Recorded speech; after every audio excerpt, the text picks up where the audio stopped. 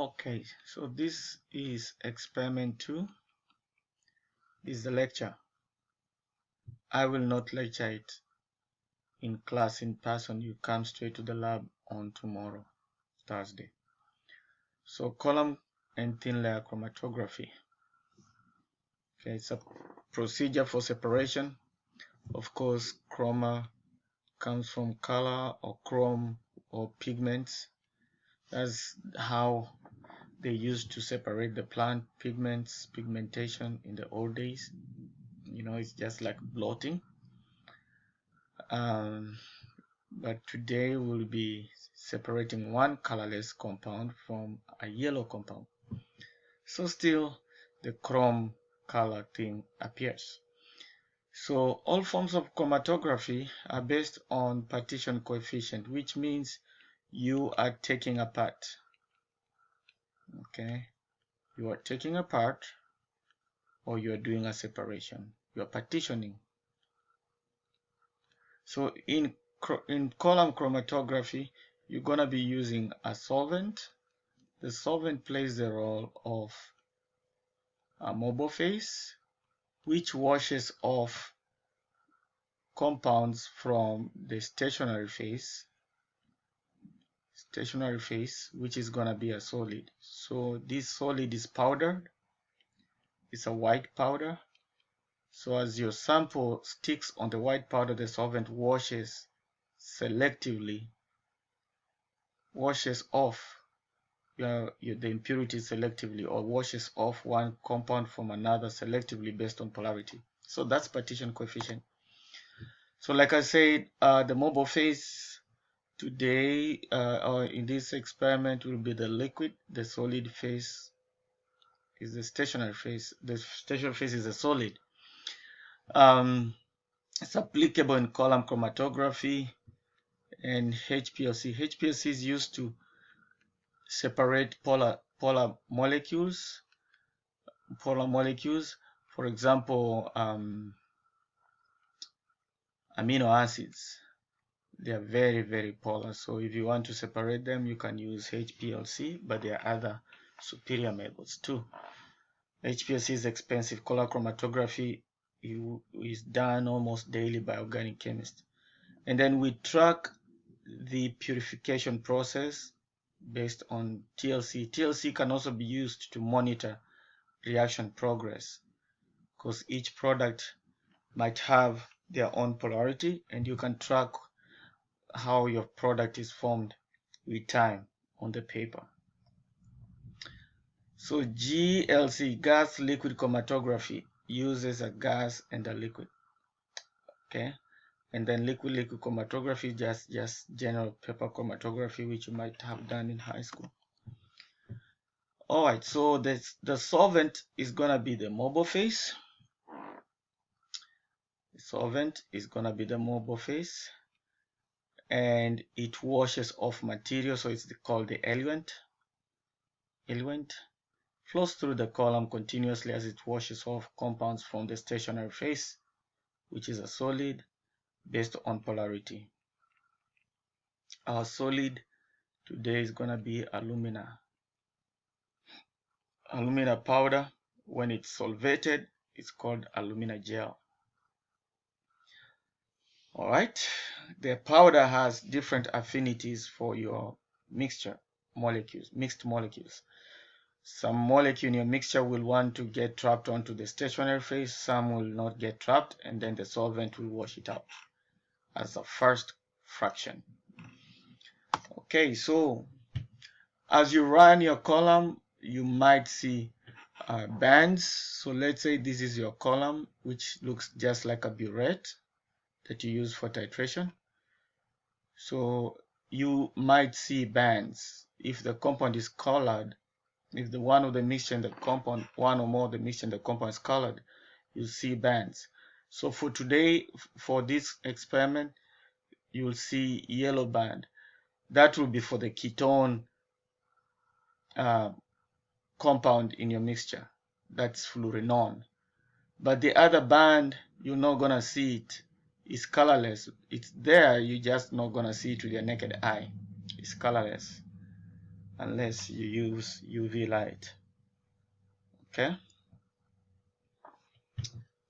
so the colorless part will be the alkene, what is called fluorine.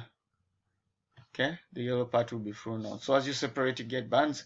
That's why you want to make sure your column is moderately long and you've used enough stationary phase to allow for separation. You also need to choose your solvent wisely. You need to choose your solvent or the order of solvent addition wisely. So in our case today, we're going to start with an nonpolar solvent, which is petroleum ether. And then once the colorless band is out, we'll see the powders down here, the white residue. Once the colorless powder is out, we'll switch to dichromethane. Dichromethane is slightly polar, so that will be able to wash out the polar ketone component of our mixture, which is fluorinone. Okay, fluorinone. That's a ketone. Ketones are polar because the carbonyl, this part is a carbonyl. The carbonyl is polar because of electronegativity. So carbon's partial positive, oxygen partial negative. So polar substances dissolve in polar solvents, like dissolves like, and that's why we would use solvents to elute this mixture selectively.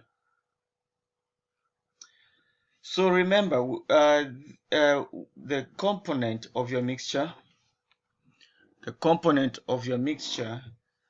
that is more soluble in the solvent will be eluted first, which means it moves down more than the component that did not dissolve. Okay, so it will come out first. So the component soluble in the component of mixture that's soluble in the solvent, the mobile phase, will be eluted first, will come out first. And then you are able to collect fractions in beakers. So the first component, we call that beaker fraction 1, and the yellow band that will come out later after switching to dichromethane, we'll call it fraction 2. And those fractions will be spotted on TLC for monitorization or to check if our separation was good or not. Okay, so you collect them as fractions as they come out of the column during separation. Remember I said like dissolves like. Okay, so polar solvents will dissolve polar solutes, and then non-polar solvents will dissolve non-polar solutes. And the forces of attraction that play commonly in organic chemistry are going to be dipole-dipole or hydrogen bonding. Of course, weak van der Waals are always there in organic chemistry, but these are the major ones. Okay, so for example, you're going to use petroleum ether as a solvent. Petroleum ether has no one formula. So when you're writing your chemical properties in your notebook, pre-lab notebook setup before you come tomorrow, you're not going to find the structure of petroleum ether because it's a mixture of alkanes. You have hexanes in there, 1, 2, 3, 4, 5, 6, 7. You have heptanes,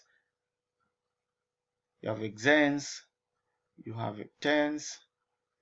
Okay, it's a mixture of all alkanes.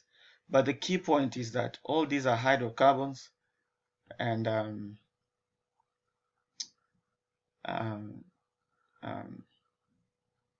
they are non-polar. That's what I wanted to say. They are hydrocarbons and they are non-polar. Petroleum ether can also have some ether in there. Could also have ethereal molecules. So it's a mixture of so many things, but they are non-polar generally.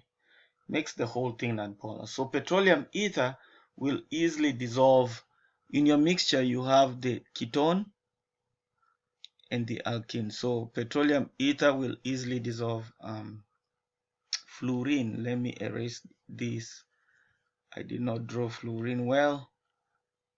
So because petroleum ether is nonpolar, we expect it to dissolve the hydrocarbon fluorine, which is also nonpolar because like attracts like dissolves like. So these are hydrocarbon, it's also nonpolar. The solvent is nonpolar.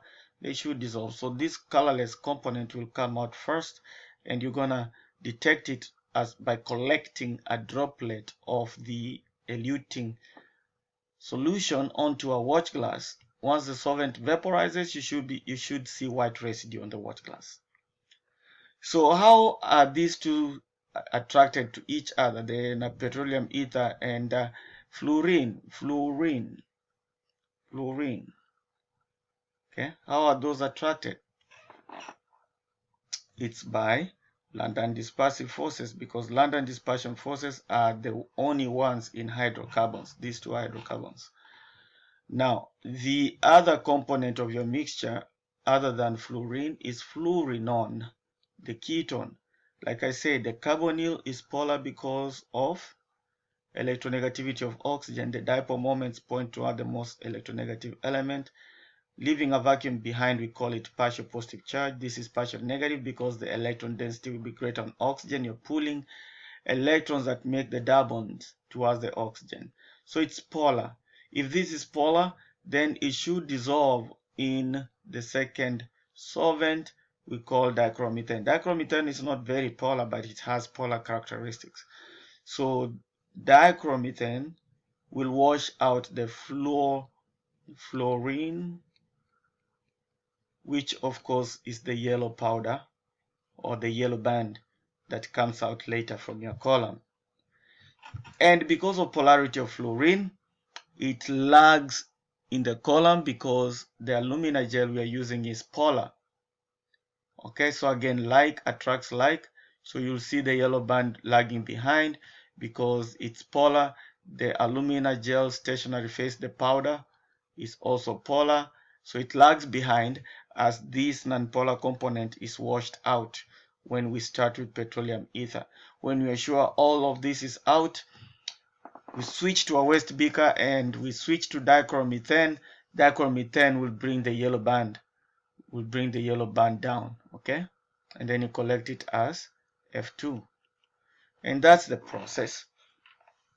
So like I said, alumina is polar. Okay? This guy is polar. The alumina is polar. The stationary phase is polar. So you expect it to attract fluorinone. That's why fluorinone, which happens to be yellow substance in your mixture, will lag behind as you elute with petroleum ether, as you elute the fluorine nonpolar component of the mixture. Other than alumina, you can also use silica gel. The problem with silica gel is if you're not careful with it, if you breathe the gel, it sticks on your lungs, and because it's acidic, it's salicylic acid, because it's acidic, because this molecule is acidic, it reacts with the moisture on your lungs, and the sensitive covering of your lungs gets holes, and then you start coughing blood. 1,000 ways to die. So we avoid using silica gel. We prefer using alumina, which is less as harmful as silica, but both of them are not to be breathed in. The other option is chitin and resins. So these ones are commonly used in HPLC, and they are very expensive. Okay, when you use HPLC, you start with the more polar solvent and decrease polarity to a less polar solvent. But in this experiment, we'll start with a less polar solvent as we increase to a more polar solvent. How do you pack the column? How do you load the column? I will discuss this in the lab, how you load it. But ideally, 10% of sample per stationary phase. Okay, so if you have 1 gram of sample, you need at least 10 grams of the alumina gel. You don't want air pockets, because if you have air pockets, there's going to be a problem. If this is your column and you have the bands of your two components of the mixture separated, the moment you get an air pocket, these will bleed to the other band, and that causes a mixture. Then everything will come out mixed together. You've not separated the mixture. So air pockets leads to bleeding of the column, because the bands will mix up. That's the bleeding. So I'll emphasize that when we'll be in the lab. I'll show you how to load the column. So we are increasing polarity. We are starting with petroleum ether.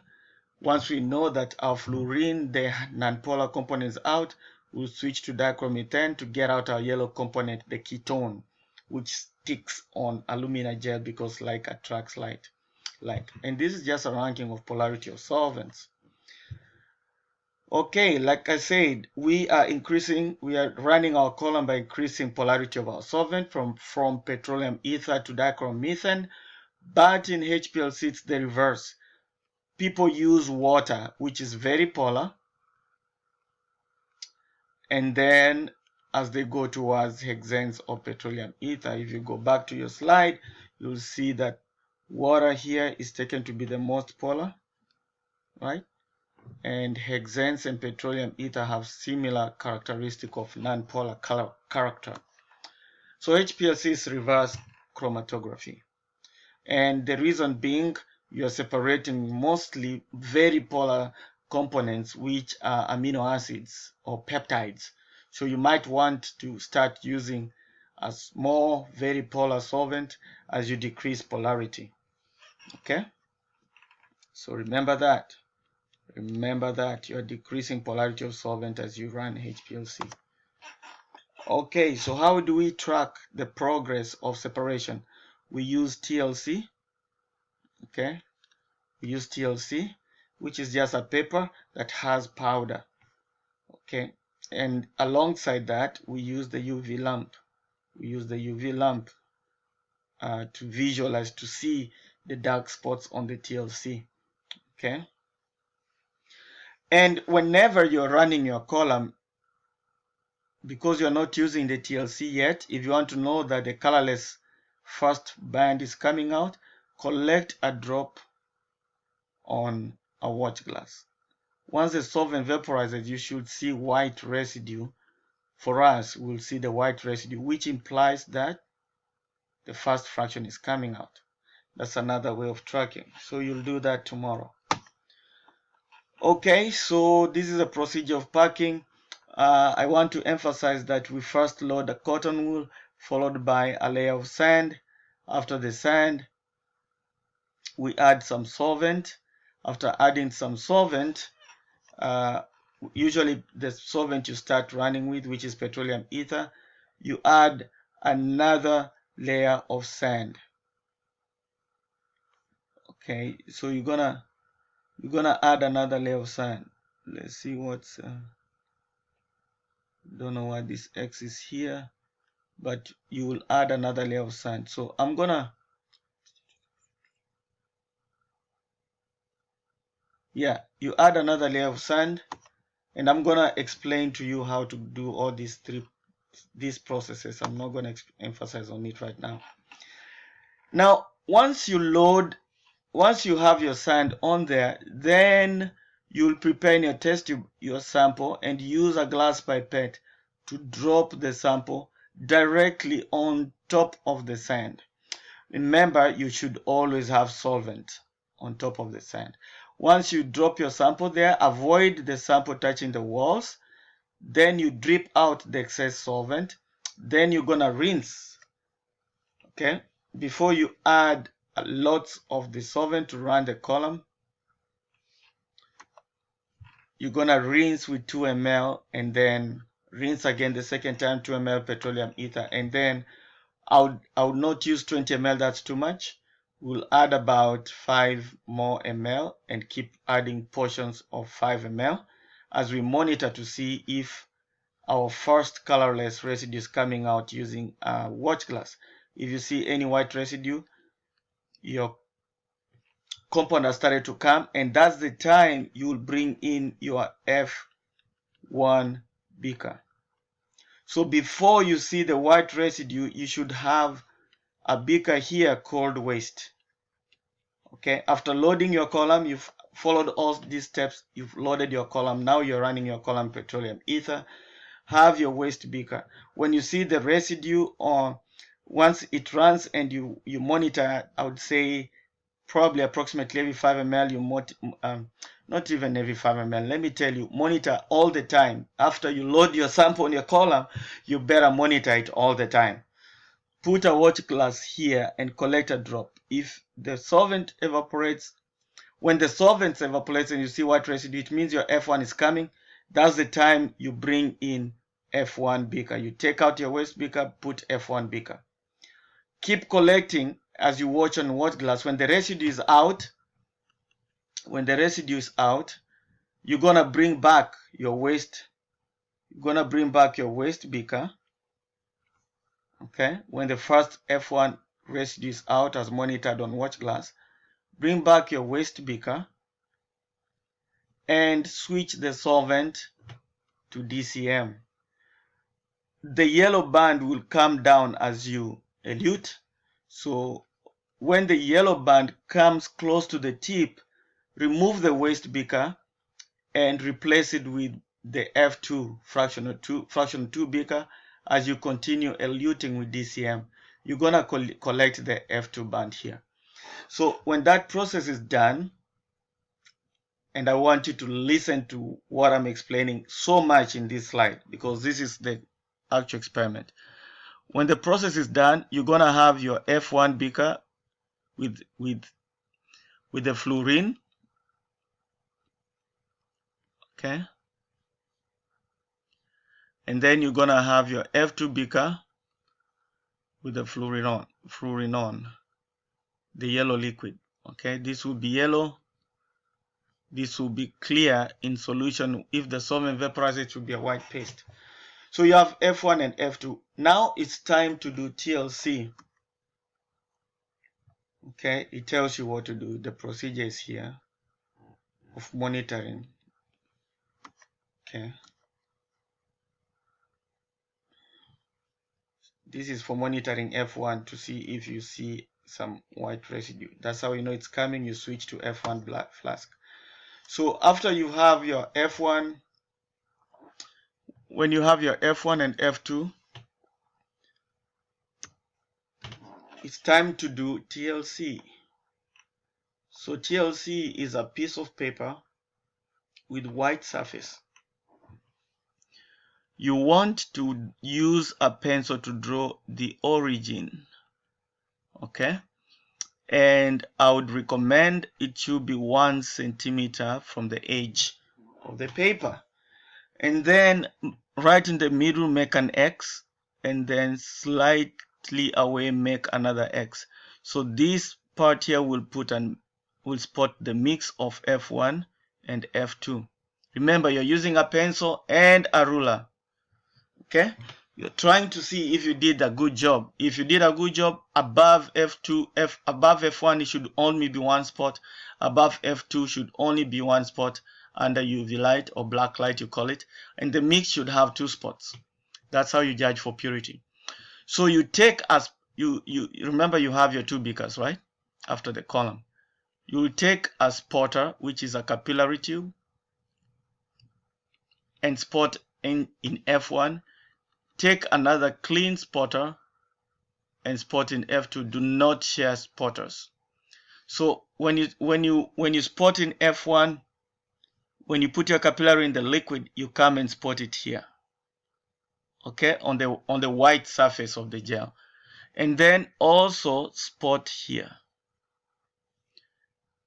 Okay, and then you take your capillary tube, spot F2, start by spotting F2 on the TLC, thin layer chromatogram paper, and then do the same spot in the mix. That's why it's a mix. It has both spots. Once that is done, Jerry, our lab coordinator, has prepared a mix of 15 to 85 TLC solvent, which contains, of course, DCM and petroleum ether. It's already prepared. Take some of that solvent and pour it in your TLC development chamber. That's a fancy name, but for us, we'll just use a beaker. There is a special glassware for running TLC. It's called a TLC development chamber. In our case, we'll just modify and you do a beaker. Pour this solvent in here. Not very much, somewhere at the base. And then the way to know how far, look at your TLC paper. You don't want the solvent to be above halfway between the edge and the origin line. Okay, so now you'll bring your TLC paper and place it in the solvent. Again, you don't want the origin with the 3 X's touching the solvent. That's how you know how much solvent you need. Immediately cover it with a watch glass. If you don't cover with a watch glass, the solvent will not go up the TLC paper. I repeat, if you don't cover your beaker with a watch glass, the solvent will not go up the TLC paper. One more time, if you choose to do your own things and forget to cover the beaker with a watch glass, the solvent will refuse to go high up the TLC paper, and that will give you wrong results. You'll have to repeat. This process takes 15 minutes. I obviously don't have that time. We are doing 2 experiments. All right, so let the solvent go up the TLC paper to the point where it's gonna be, the wetness will be almost 3/4 way. That's how you know you when to stop, when the wetness gets 3/4 way. Grab your pencil, whichever way your pencil looks like, grab it. I'm very serious. You have to have your pencil in your hand before taking this out of the chamber. So take out the TLC paper and mark the solvent front. The farthest point where it's wet, mark it with a pencil. Okay? So mark the solvent front. Mark the solvent front. Immediately you get the TLC paper out of the chamber. Alright? Use a pencil. The reason your origin has to be drawn with a pencil is if you use ink pen, then the pigmentation, the color in the ink pen is going to be separated in the chamber. That's going to be a lot of mess. So that's why we use pencil, because we know that that's just lead. It's graphite or lead, and it won't get separated in bands. All right. So take this TLC paper. There's going to be a black light instrument that's connected to the power outlet. So it looks like this. It looks like a lamp. So underneath is where it shines the light. Please, whatever you do, do not look into the UV lamp. You're gonna be blind instantly. It's gonna blind you. It kills the retina immediately. You're gonna go blind. So don't look into the UV lamp. Don't look into the black light. If you do that, you are in trouble. Okay, you're gonna go blind. Already? So take your TLC and place it down here.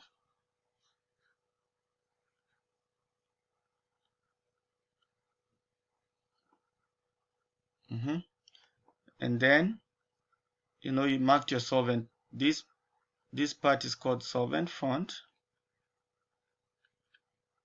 This one is your origin.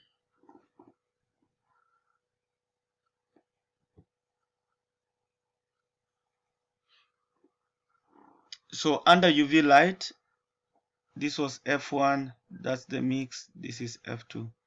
Under UV light, when running F1, under UV light after running the TLC in your chamber, for F1, which was the nonpolar molecule, is gonna go close to with the solvent. It's gonna probably go with the solvent. That's what it did in the column anyway. The colored stuff came out first, right? You collected it as F1. The yellow stuff will stay behind. You're gonna collect it as F2 later on. After F1 is gone, you switch to the waste beaker. F2 will come out as a yellow band. So F2 should have a spot close to the origin. Then the mix will have equal height, equal length. So when you go to the UV lamp, carry your pencil again. Whichever the shape of your pencil, carry your pencil again.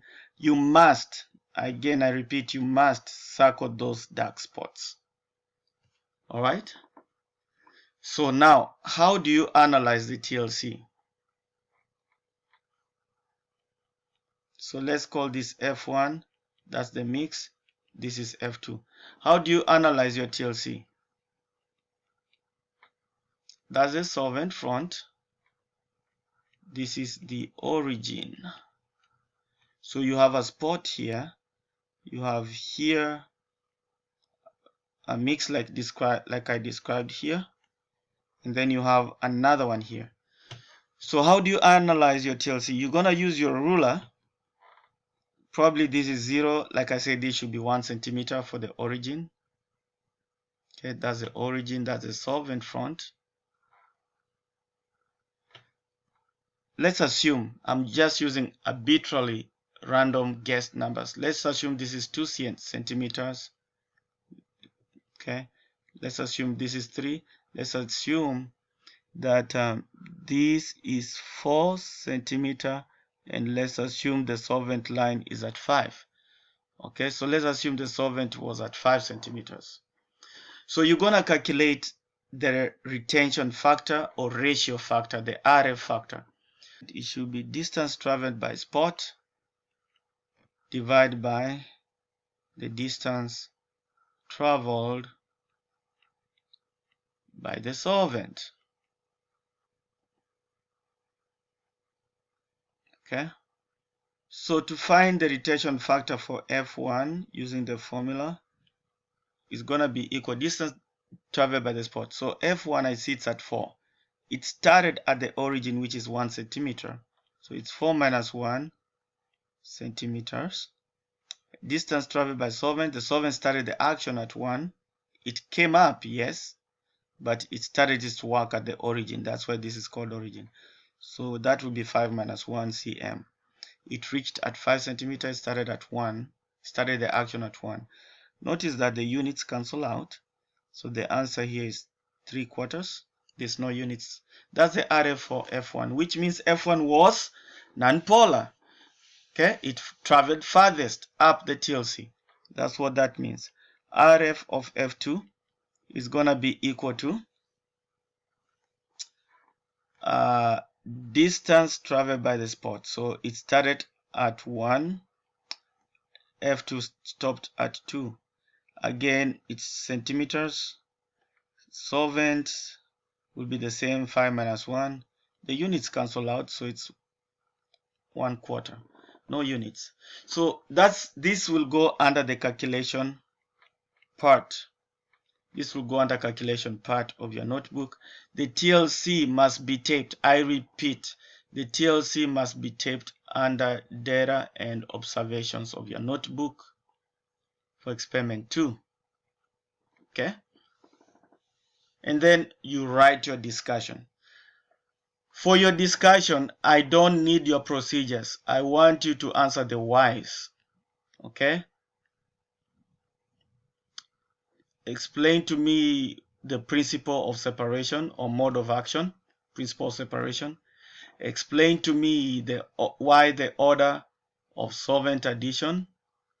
Why the order of solvent addition. Explain to me why the ketone lagged behind in the column. Explain to me why F2 has high RF than F1. All this should fit one page. I don't need too much text. Go straight to the point. Explain to me why you used a pencil, and explain to me how you tracked the separation. Of course, you use TLC and you use UV lamp, you use the watch glass. Now, if there was a spot here, that spot would have been for F2. That means you have done a poor separation. You don't want to see a spot there. That's why we're using the mix as a control. If there was a spot here, that means you did not separate well. F1 should be one spot, F2 should be one spot, mixture should be two spots. Alright? Alright? So again, you need the pre-lab for, you need to prepare the pre-lab for the experiment 1 and experiment 2, which is column. You have to have it before coming tomorrow. Remember, I already told you how to set up your lab notebook. You have to have your schedule for inner front cover. You have to have a table of contents. You have to have NFPA diamond, the last ruled page of your notebook. You have to have your safety procedures stapled on the inner cover of the last page, last cover of your notebook. But the experiment itself, you'll need to write the title. Okay, you need to have your date. Just look at your syllabus. It explains to you somewhere in the appendix. You need to have your objectives.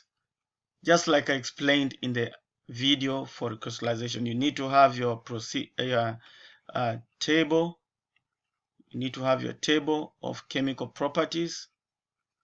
These things are in your syllabus. You have to have this before you come. I won't allow you in the lab. Table of chemical properties. You also have to have your procedures in your own words, and then what else? You have to have your figures